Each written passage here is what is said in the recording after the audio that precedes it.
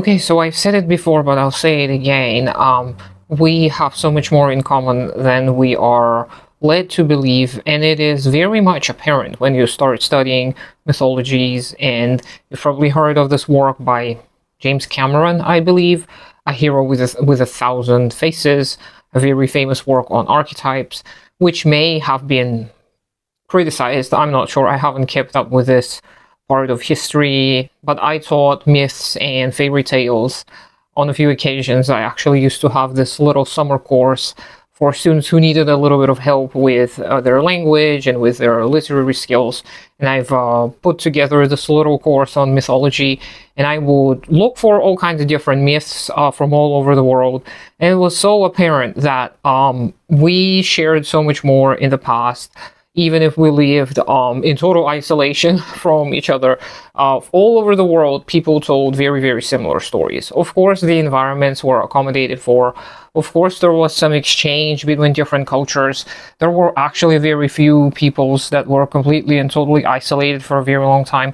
But when you look at all these narratives, you see them all communicating these universal truths about, generosity and reciprocity, and how we're all part of this world that we call the Earth, and how we are supposed to connect to each other and the world around us.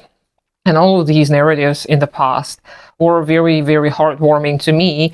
And Marina Budik, in her work, A Virtualized World of Capitalism, in the end, does mention how the fairy tales and the fables and the myths and the legends, they do communicate the truth, even if it is in a fantastical manner.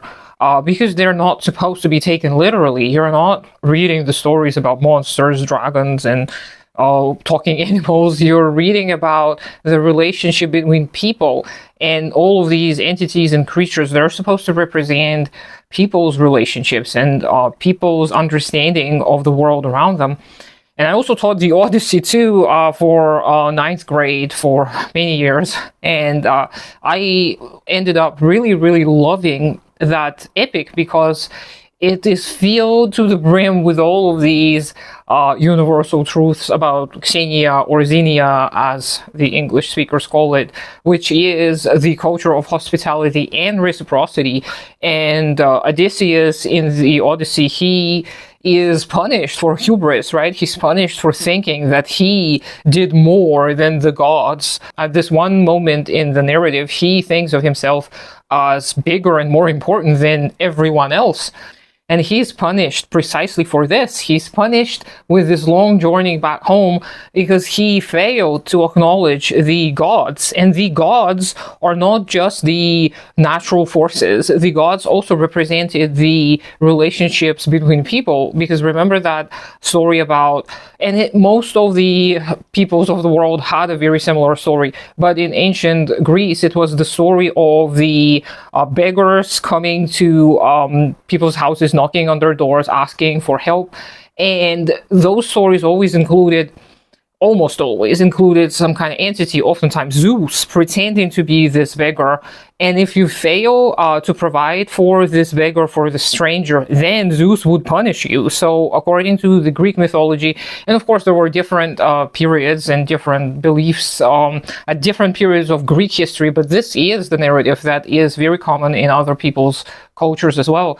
The belief that you are going to be punished by some divinity if you fail to help a fellow man, not because a god is going to literally come and do bad stuff to you, because it is the representation of this connectiveness. If you think that you're going to be able to avoid all kinds of issues and you will always be able to rely solely on yourself and your own power, well, you're mistaken, because you will never know when disaster is going to strike you. And this is what these stories were about. They were not about, just help the poor people because what if it's a god in disguise? No, it was about the fact that we, the people, are connected in more ways than we can see.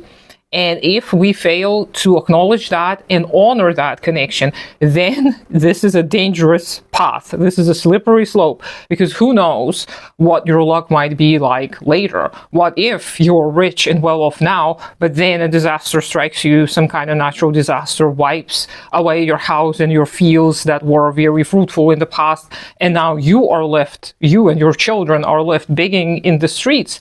And the people who lived in your area, they remember you as the greedy fuck. They don't remember you as this rich, wonderful person who did it all by their own force alone. No, they remember you as the greedy, ungrateful person who kept everything to themselves because they thought they worked harder than everyone else, even if their neighbors worked just as hard but were just not lucky. And maybe this is why they were not able to procure all of these riches and wealth, etc.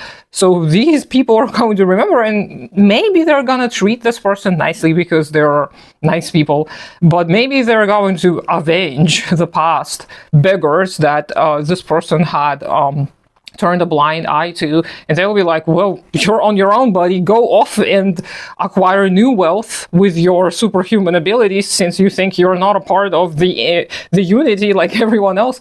If you're not a part of nature, you're not a part of the gods, then off you go. So ultimately, these narratives, these stories, they give us a glimpse at the ideology of the past, how people used to think about the phenomena. They didn't just explain natural disasters by inventing stories about gods. They related universal truths that haven't really changed because we're still interconnected.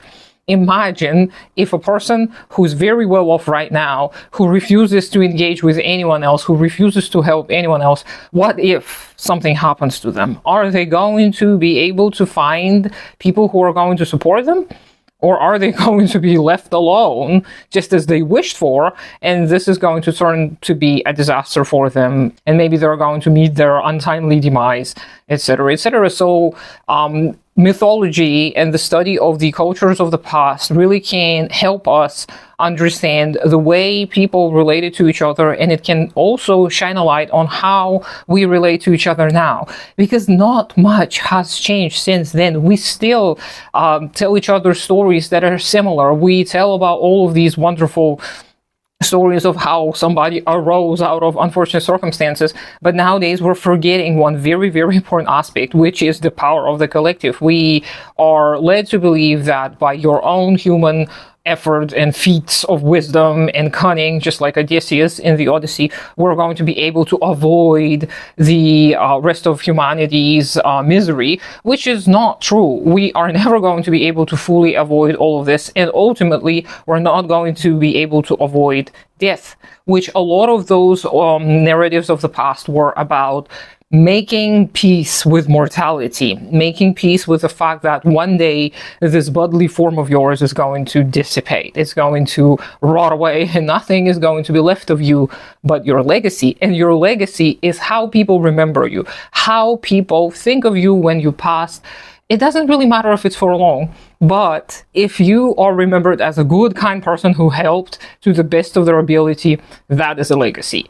And I do remember I talked about legacy a long, long time ago and how silly of a concept it is, but the modern understanding of legacy, I think, is all twisted. I think the actual legacy is when we are remembered as contributing to the common good in one way or another, and it doesn't really matter for how long, because time, such a weird, interesting concept, right? It is not going to matter ultimately to us. But if you are on your deathbed, remembering all of your life, what are you gonna worry about? Are you going to worry about how much you were able to save in gold and precious assets? Or are you going to remember all of the fun and all of the kindness that you were able to share with other people? Are you going to remember all of these other people as being on your side because you were on their side? This is what I think is going to ultimately matter to everyone at the end of this journey we call life. So yeah, I just wanted to remind you all today that mythology can actually be very helpful, and the study of mythology is not a wasted time. It's not you looking into some made-up stuff. People have always told symbolic narratives because they wanted the future generations to be able to decipher them. And of course, some people just wanted to make some interesting stuff up for entertainment's sake. But do let me know what you think. I hope you have a great day today. Consider supporting me on Patreon. Do take care of yourself and your community first. Subscribe to me on all the social medias, even though I don't do much there. And I'll talk to you sometime later.